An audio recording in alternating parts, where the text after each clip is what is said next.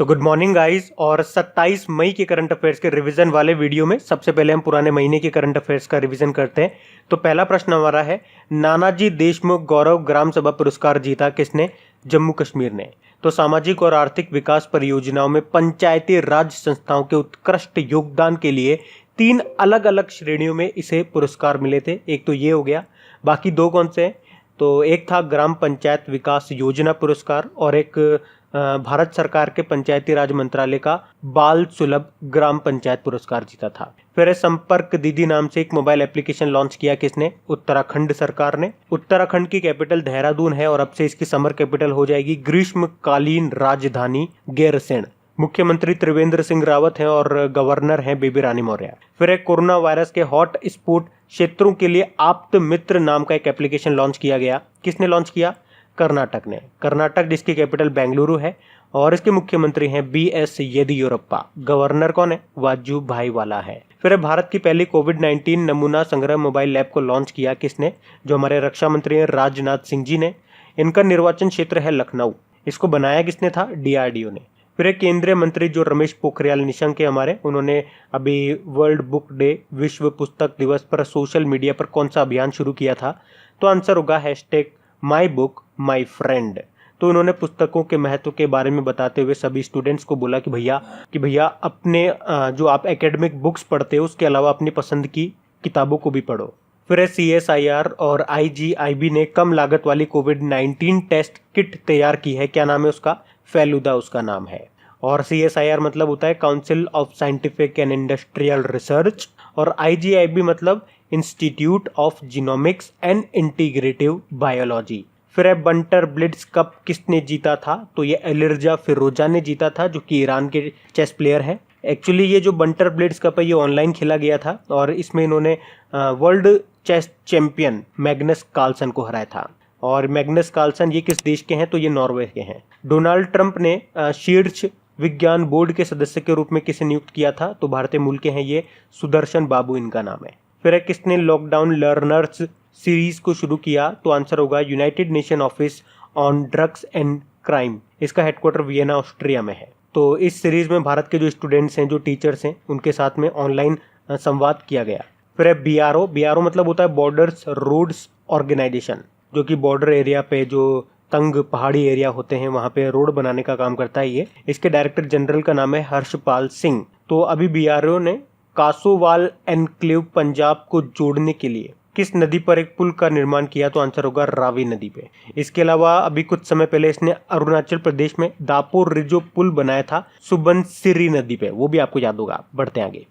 फिर plasma therapy शुरू करने वाला पहला सरकारी अस्पताल कौन सा बना? तो आंसर होगा उत्तर प्रदेश का किंग जॉर्ज मेडिकल यूनिवर्सिटी। और पहला राज्य बोलेंगे तो आंसर होगा केरल। फिर सूक्ष्म लघु और मध्यम उद्योग यानी कि micro small medium enterprises MSME मंत्रालय का नया सचिव बनाया गया किसे? AK शर्मा को। और आर्थिक मामलों के सचिव बने थे तरुण बजाज। फिर नाबालिगों को दी जाने वाली मौत की सजा समाप्त कर दी किस देश ने? सऊदी अरब ने। और इसके अलावा 10 साल से ज़्यादा उन्हें जेल की सज़ा भी नहीं दी जा सकती।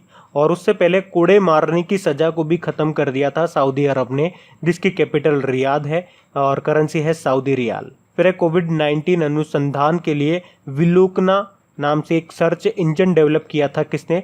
IIIT-MK। इसका मतलब होता है Indian Institute of Infrastructure Technology Management Kerala. विलोकना मतलब होता है खोजना। फिर दवाओं की होम डिलीवरी देने के लिए धनवंतरी योजना शुरू की किसने?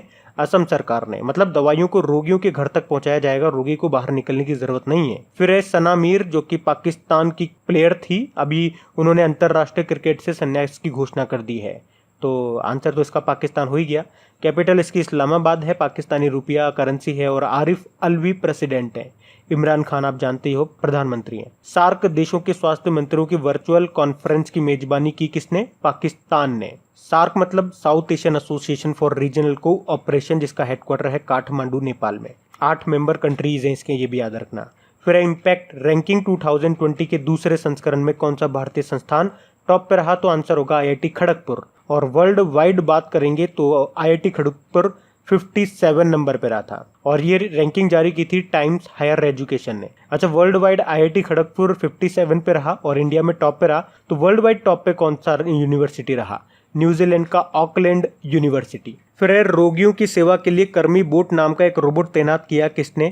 केरल ने। मतलब रोगियों को अस्पतालों में कोई दवाइयाँ खाना वगैरह देने जाना है तो स्वास्थ्य कर्मी नहीं जाएगा, कोई इंसान नहीं जाएगा, ये रोबोट जाएगा ताकि संक्रमण का खतरा न रहे। और इसी तरह से आपको याद होगा IIT रोपड़ ने भी एक वार्ड बोट नाम से एक रोबोट बनाया था सेम पर्पस के लिए। फिर है छात्रों के लिए संपर्क बैठक मोबाइल एप्लीकेशन लॉन्च किया किसने? हरियाणा सरकार ने। तो अभी घर पे जो बच्चे बैठे हुए हैं, स्कूल कॉलेज बंद है सब, तो उनको कार्टून और फिल्मों के जरिए उनकी पढ़ाई को आसान और इंटरेस्टिंग बनाने के लिए ये किया गया। बढ़ते हैं आगे।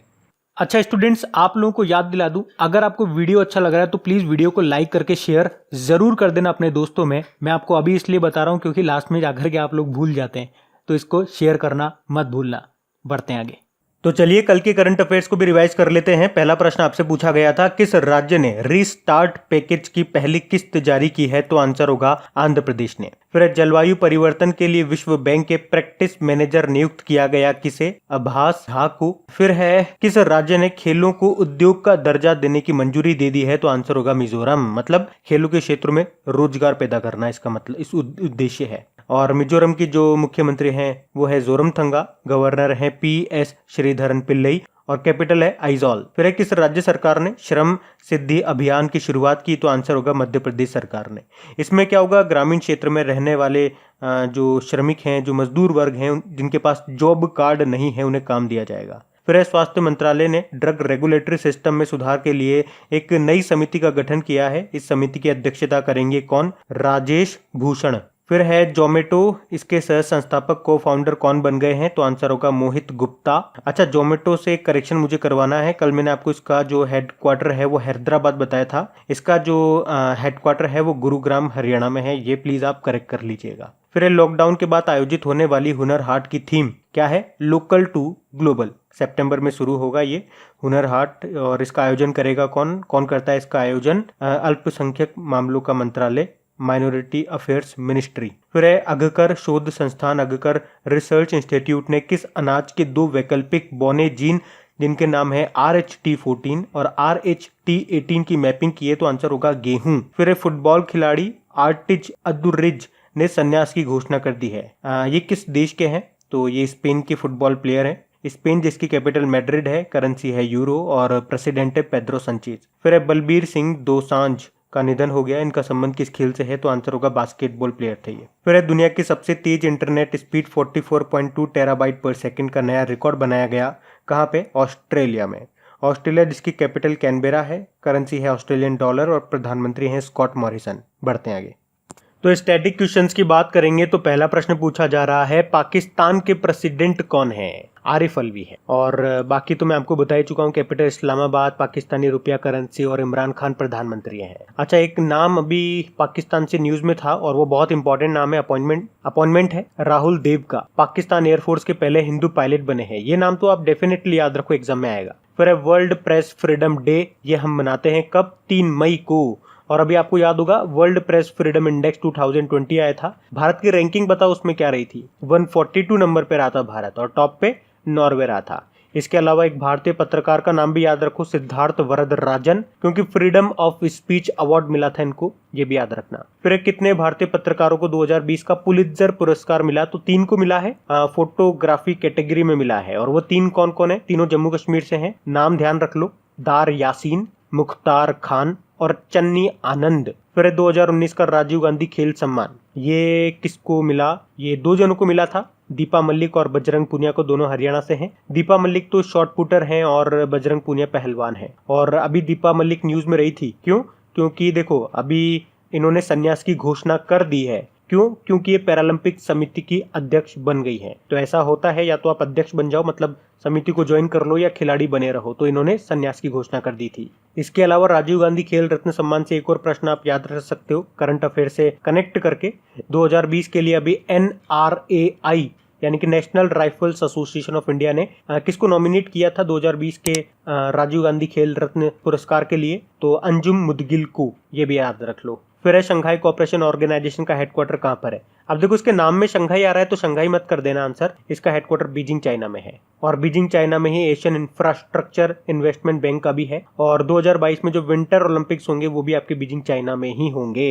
अभी आपको याद होगा चाइना ने जो FIDE-Chess.com ऑनलाइन चैंपियनशिप हुआ था उसको जीत लिया था। फिर the Nightingale of India, Bharat की कोकिला किसको कहते हैं तो सरोजिनी नायडू जी को कहते हैं। उनका जन्मदिन होता है एक्चुअली 13 फरवरी को और आपको याद होगा 13 फरवरी को हम उनके जन्मदिन को नेशनल वुमेन डे मनाते हैं। अच्छा, नाइटिंगेल से मुझे कुछ याद आ रहा है, फ्लोरेंस नाइटिंगेल जिन्हें लेडी विद द लैंप के नाम से भी जाना जाता है, ब्रिटिश थी, ये ब्रिटिश नागरिक थी और इनका जन्म होता है 12 मई को और उनके जन्मदिन को हम इंटरनेशनल नर्स डे के रूप में मनाते हैं। तो इस तरह से चीजों को आप लिंक करके बड़ी आसानी से चीजों को याद रख सकते। और अगला प्रश्न आपसे देखो वही पूछा गया, लेडी विद द लैंप के नाम से किन्हें जाना जाता है तो फ्लोरेंस नाइटिंगेल। फिर है ब्राजील के प्रेसिडेंट कौन है तो जेयर बोल्सोनारो है, आपको पता होगा इस बार रिपब्लिक डे पे हमारे गेस्ट थे ये। ब्राजील की कैपिटल ब्राजीलिया है, करेंसी है ब्राजीलियन रियाल और ब्राजील में अभी भारतीय राजदूत बने थे कौन, सुरेश के रेड्डी। फिर इराक के नए प्रधानमंत्री कौन बन गए तो मुस्तफा अल कदीमी बन गए।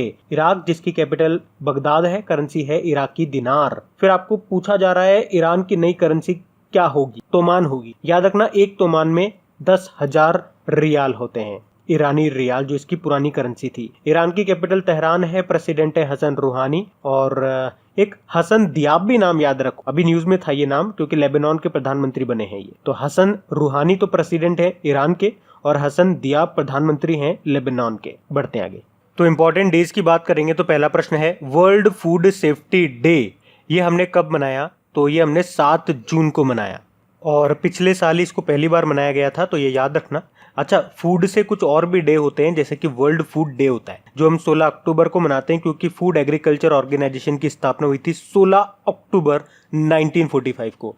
एक नेशनल फूड डे भी होता है जो भी हम अक्टूबर के महीने में मनाते हैं 24 अक्टूबर को। वैसे आपको पता है 24 अक्टूबर को यूनाइटेड नेशन डे भी मनाया जाता है और वर्ल्ड पोलियो डे भी होता है। फिर विश्व छात्र दिवस, ये हम मनाते हैं 15 अक्टूबर को, डॉक्टर एपीजे अब्दुल कलाम जी के जन्मदिन को मनाते हैं। एपीजे अब्दुल कलाम जी आप जानते हो, उन्हें मिसाइल मैन ऑफ इंडिया के नाम से भी जाना जाता है। इसके अलावा 15 अक्टूबर को अंतर्राष्ट्रीय ग्रामीण महिला दिवस के रूप में भी मनाया जाता है जिसकी थीम रही थी rural women and girls building climate resilience. फिर नेशनल गर्ल चाइल्ड डे, ये हम मनाते हैं 24 जनवरी को और पिछले साल से हमने 24 जनवरी को इंटरनेशनल एजुकेशन डे के रूप में भी मनाना शुरू किया है। एक नेशनल एजुकेशन डे भी होता है जो हम 11 नवंबर को मनाते हैं। 11 नवंबर को हमारे जो पहले शिक्षा मंत्री थे मौलाना अबुल कलाम आजाद, उनके जन्मदिन को। अच्छा देखो, ये तो नेशनल गर्ल चाइल्ड डे हो गया। एक इंटरनेशनल गर्ल चाइल्ड डे भी होता है जो हम कब मनाते हैं 11 अक्टूबर को। फिर है world teacher day, world teacher day मनाते हैं, ध्यान से सुनना, वर्ल्ड की पूछ रहा है। वर्ल्ड टीचर डे 5 अक्टूबर को होता है क्योंकि एक नेशनल टीचर डे होता है जो हम 5 सितंबर को मनाते हैं डॉक्टर सर्वपल्ली राधाकृष्णन जी के जन्मदिन। और वर्ल्ड टीचर डे की लास्ट टाइम हमारी थीम क्या थी, यंग टीचर द फ्यूचर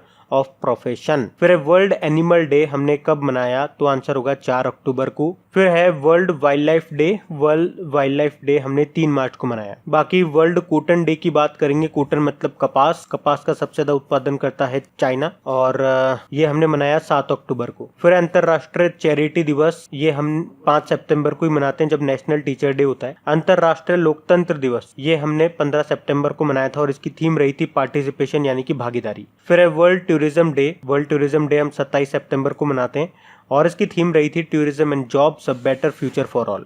तो गाइज ये था आज का हमारा करंट अफेयर्स का रिवीजन वाला वीडियो। अगर वीडियो अच्छा लगा हो, हेल्पफुल लगा हो तो प्लीज वीडियो को लाइक जरूर करना और इसे अपने दोस्त के साथ अपने स्टडी ग्रुप में शेयर जरूर कर देना। और अगर आप अपनी क्रेक एग्जाम एप्लीकेशंस पे प्रैक्टिस सेट वगैरह टेस्ट वगैरह लगाते हैं तो एक छोटी सी रिक्वेस्ट और रहेगी, अगर वहाँ पे कोई एडवर्टीजमेंट आपको दिखता है तो प्लीज एक बार उस पर क्लिक जरूर कर दिया करना। उससे अपनी एप्लीकेशन को और इम्प्रूव करने में मुझे थोड़ी हेल्प मिल सकेगी। बाकी कुछ क्वेश्चन सब आपसे पूछे जाएंगे, क्वेश्चन आप लगाइएगा और देखिएगा कितने क्वेश्चन आपसे बन पा रहे हैं, बाकी अपन इनको कल सॉल्व करेंगे। ये रहे क्वेश्चन आपके सामने।